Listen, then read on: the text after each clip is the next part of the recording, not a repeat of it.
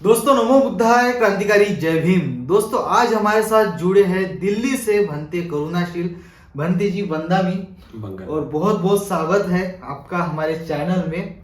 दोस्तों जैसे कि मैं आप सभी को बताना चाहता हूं कि भंते जी दिल्ली से आज नागपुर आए हैं और कल इनकी भव्य सभा है। तो इससे पहले हमने सोचा कि भंते जी के साथ थोड़ा सामाजिक चर्चा हम कर लेते, क्योंकि समाज में हमें ऐसी काफी सारे पॉजिटिव नेगेटिव चीजें ऐसी देखने को मिलती है और इस विषय पर कोई बात तक नहीं करना चाहता, और मैं ऐसा चाहता हूँ कि इस विषय पर बात होना चाहिए। तो इसी विषय को लेकर आज हम भंते जी से थोड़ी चर्चा करेंगे, इसलिए इस वीडियो को एंड तक देखिए और वीडियो को बिल्कुल भी स्किप मत कीजिए।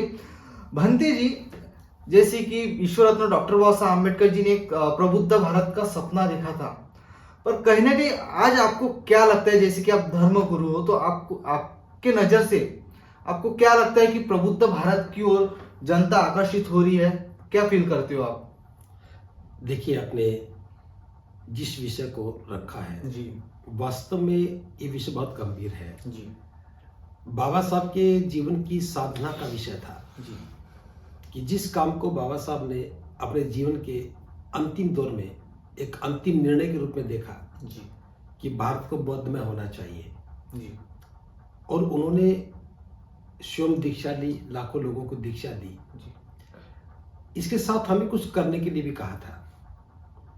भारत को बौद्धमय बनाना एक लक्ष्य था कि देश में समता, स्वतंत्रता, बंधुता और न्याय के सिद्धांत पर समाज का आधार निर्माण हो, और बुद्ध की करुणा और मैत्री से समाज लाभान्वित हो, जी हमारी पहचान बने।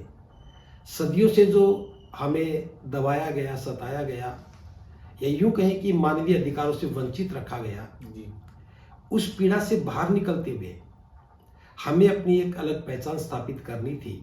जी और बाबा साहब के बौद्ध में भारत की परिसंकल्पना को एक मूर्त रूप देना था। जी आपने पहले भी चिंता जाहिर की है, मैं भी उसी बात को दोहरा रहा हूँ। जी हमने बाबा साहब की बौद्ध में भारत की परिसंकल्पना को ठीक से समझा नहीं। आज मैं नागपुर में बैठ के बात कर रहा हूँ, जहां से आंदोलन शुरू हुआ वहीं वो ठहर गया। बाबा साहब ने दीक्षा दी, और आज भी हम दीक्षा की बात कर रहे हैं। दीक्षा से आगे बढ़ना चाहिए था। दीक्षा के बाद हमें धम्म के प्रचार प्रसार पर काम करना चाहिए था। हमें बौद्ध धर्म की जो कल्चर है उसको जीवन का हिस्सा बनाना चाहिए था। जी आज हम देखते हैं कि नागपुर में बौद्ध बहुत है, जी लेकिन कल्चर में बुद्धिज्म नहीं है। सारा भारत नागपुर की ओर देखता है जब भी बुद्ध की बात करता है। जी लेकिन जिस मकसद के लिए बाबा साहब ने हमें धम्म दिया था, हम उस मकसद को छोड़ चुके हैं। जैसे बौद्ध बनने के बाद हमें जाति से बाहर निकलना था, हमें रूढ़िवादी परंपराओं का त्याग करना था, हमें समता और बंधुता के आधार पर करुणा मैत्री के व्यवहार से एक समाज को निर्मित करना था। जी और सही स्पष्ट शब्दों में बात करूं, बौद्धों की भी अपनी एक व्यवस्था बननी चाहिए थी। लेकिन आज भी हम बौद्धों की अपनी व्यवस्था हो इस विषय पर चर्चा नहीं कर रहे हैं। जी तो इससे तो बाबा साहब की बौद्ध में भारत की परिसंकल्पना आगे नहीं बढ़ पाएगी। जी आज 70 वर्ष के बाद भी हम उस विचार को नहीं समझ पाए, हमारे लिए दुखद बात है। तो मैं तो समझता हूं कि हमें दोबारा से बाबा साहब के विचार को समझना होगा। जी कहीं न कहीं हमसे चूक हुई। बाबा साहब की उस बौद्ध में भारत की परिसंकल्पना को हम लोगों तक नहीं पहुंचा पाए और समझा नहीं पाए, जी उस वजह से ये चूक हो गई है। अच्छा जी। तो इसके लिए कोई एक व्यवहारिक योजना बनानी पड़ेगी। बुद्धिजीवियों को बैठ कर के विचार करना होगा। जी हमें संगठन और व्यक्तिगत महत्वाकांक्षाओं से ऊपर उठ करके बाबा साहब को समझना होगा। जी जब तक हम बाबा साहब की भावना को नहीं समझेंगे, बाबा साहब की बौद्ध में भारत की परिसंकल्पना को ठीक रूप से समझ नहीं पाएंगे, जी तब तक भारत को बौद्ध में बनाना बहुत दूर की बात होगी। तो मैं तो यही कहूंगा कि बौद्ध बनना ही काफी नहीं है।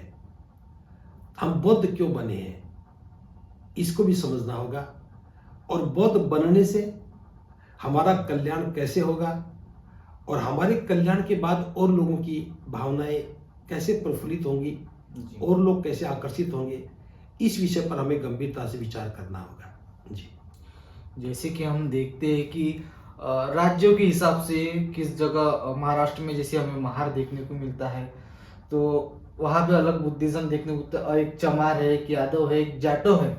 कहीं ना कहीं आपने इसके पहले चर्चा की थी कि बुद्धिज्म वहाँ तक के सीमित रह चुका है, उसके ऊपर बढ़ ही नहीं रहा है। तो उसको किस नज़र से देखते हो कि जो जाति का राजकारण बन चुका है ये?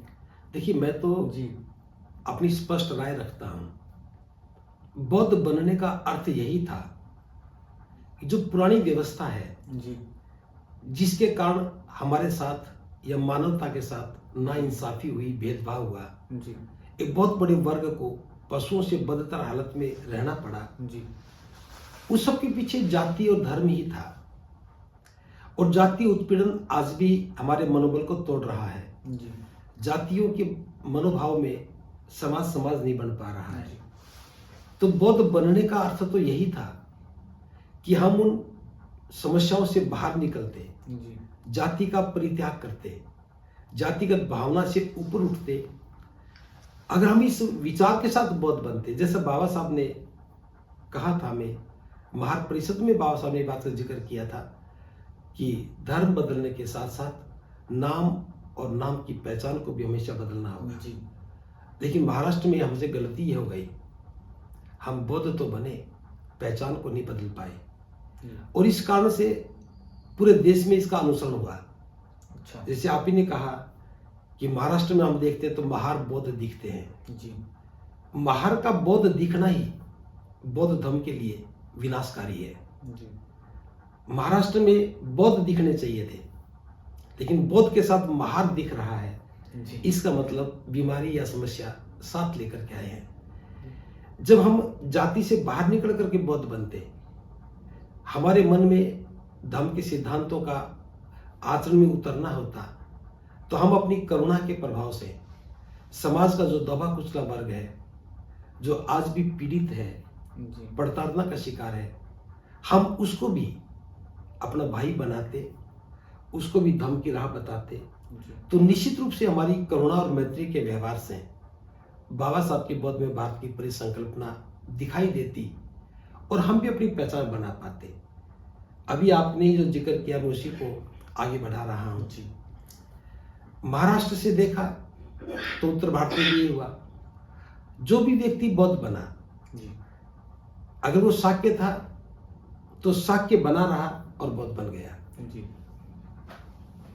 पश्चिमी उत्तर प्रदेश में जाटो बौद्ध बना जी, तो वो बौद्ध बना, लेकिन जाटो भी बना रहा। जी, हरियाणा में चमार बौद्ध बना तो चमार भी बना रहा, बौद्ध भी बना रहा। तो जब जाति बनी रही तो धर्म कैसे बदल गया, और जाति बनी रही तो व्यवहार स्वभाव कैसे बदलेगा, जी, और जाति बनी है तो पर्व परंपरा भी नहीं बदली। जी, जी, इसलिए पूरे देश में एक ऐसा वातावरण निर्मित हो गया, बड़ी भ्रम की स्थिति पैदा हो गई कि बौद्ध हैं वो अलग कैसे हैं। ना तो हम स्वभाव से बौद्ध दिखते, जी, ना व्यवहार से बौद्ध दिखते, और ना ही हमारे आचरण में बुद्धिज्म है। जी, जैसे मैंने अभी चर्चा में आपसे बात की थी थोड़ी देर पहले कि जब बुद्ध का नाम लेते हैं तो हमें क्या दिखाना चाहिए। बुद्ध का नाम आते ही शांति, करुणा और मैत्री हमारे मन मस्तिष्क में दौड़ने लगती है, जी, क्योंकि बुद्ध की करुणा है, बुद्ध की मैत्री है और बुद्ध की जो शांति है। ऐसे ही अगर हम बुद्धिस्ट की बात करें कि बौद्ध कैसे हों, तो जब बौद्ध कैसे हों ये विचार आते ही करुणा और मैत्री हमें दिखनी चाहिए, जी, और हमारे अंदर शांति की भावना दिखनी चाहिए, एक सांप्रदायिक सौहार्द का भाव दिखना चाहिए, जी, और कल्याण की भावना से हमें प्रेरित होकर के लोगों के कल्याण के लिए काम करना चाहिए। जी, लेकिन सबसे बड़ी समस्या ये हुई, जो बाबा साहब का नाम लेकर के अगवा बने, जिन्होंने समाज को नेतृत्व दिया, चाहे वो भिक्षु रहे, चाहे उपासक रहे, चाहे संगठन करता रहे, इन सभी ने अपनी जाति और जाति के प्रभाव को खत्म नहीं किया जी उनको देख करके और लोग भी वैसे ही बौद्ध बन गए। जी जैसे महाराष्ट्र में बौद्ध बने, ऐसे ही बाकी भारत में बौद्ध बने। तो सबसे बड़ी समस्या के रूप में मैं इस बात को देख रहा हूं, अगर जाति का मोह बना रहा तो बाबा साहब का जो बौद्ध में भारत का सपना था वो तो बहुत दूर की बात हो जाएगी। बाबा साहब का जो इतना बड़ा प्रयास था, हजारों वर्षों के बाद दोबारा से भारत में बुद्धिज्म जो दिखने लगा है, ये सब भी भ्रमित होकर के गौण हो जाएगा। तो ये एक चुनौती है हमारे लिए जी और विशेष रूप से महाराष्ट्र के बुद्धिस्टों को सोचना होगा, जब बौद्ध बने हैं तो नाम और नाम के साथ लगी हुई जाति की पहचान जी बौद्ध होने में बहुत बड़ी बाधा है। दूसरा, केवल दीक्षा लेने से ही बौद्ध बन जाना नहीं होता। जब तक धम्म के सिद्धांतों को हम आचरण में नहीं उतारेंगे, जब धम्म हमारे स्वभाव और व्यवहार का हिस्सा नहीं बनेगा, धम्म हमारी कल्चर में नहीं आएगा, तब तक बाबा साहब की बौद्ध में भारत की परिसंकल्पना को समझना बहुत मुश्किल होगा। और मेरा एक प्रश्न है, हो सकता हूँ मैं गलत होऊंगा तो आप सुधार लेना। जैसे कि बुद्धिज्म में जो धर्म गुरु है उनमें भी हमें देखने को मिलता है महायानी, हीनयानी, तंत्रयानी, वज्रयानी, तो इनमें भी तो थोड़ा गुटवाइज दिखता है। इनको आप किस नजर से देखते हो? देखिए, अभी तक तो अपन ने लोगों की बात की है, जो दिखता है इसका मतलब वो है, अच्छा, और जो है उसे समझना पड़ेगा। वहां पे भी कल्चर अलग है थोड़ा, की बात कल्चर की नहीं है। जब जहां भी मतभेद उजागर होते हैं जी, वहां दो रास्ते बन जाते हैं। अच्छा, हम अनुयायी बुद्ध के हैं, जी, तो बुद्ध को मैं किस रूप में देख रहा हूं वैसा तो मैं करूंगा ना। जी, अब जो समय के साथ साथ जो लोग बुद्ध के विचार से जी, मैं अपने विचार को डाल करके देखना चाहते थे, जी, वो तंत्रयानी बन गए, यस, कोई महायानी बन गए, कोई वज्रयानी बन गए। जी, तो विषय हमारे ज्ञान का नहीं है कि हम कौन से ज्ञान में हैं। जी, विषय तो बुद्ध और उनका धर्म, उनके सिद्धांतों का है। जी, अब महायानी अपने सिद्धांत बना लेगा तो कहने को अपने आप को बौद्ध कह सकता है, लेकिन बुद्ध का सिद्धांत तो नहीं होगा ना। जी, तो हम भारत की जो बात कर रहे हैं, हम औरों की बात ना करके हम इतना कहें कि बाबा साहब ने हमें प्योरिटी के साथ बुद्धिज्म दिया है। जी, बाबा साहब के अपने बनाए हुए को सिद्धांत धम्म में नहीं है, या किसी और भिक्षु ने को सिद्धांत बनाए उनसे हमने धम्म चला लिया, नहीं। वास्तव में जो मूल रूप में जो तथागत ने हमें धम्म का मार्ग दिया, बाबा साहब ने उसी को स्वीकार किया है। अगर कोई व्यक्ति अपना ज्ञान कह करके उसमें बैठा रहे तो हमारे लिए वो समस्या नहीं है। हम प्योरिटी के साथ धम्म को स्वीकार करें जी, और प्योरिटी के साथ ही सिद्धांतों को आचरण का हिस्सा बनाएं। जी। एक मेरा आखिरी क्वेश्चन रहेगा, अभी देश भर में, दुनिया भर में कहो तो महाबोधि महाविहार बोध गया, ये मुद्दा काफी गरमाया हुआ है और इसके लिए काफी प्रोटेस्ट भी हुए हैं। तो आप इस प्रोटेस्ट को किस नजरिए से देखते हो, क्योंकि आप भी एक हिस्सा रह चुके हो?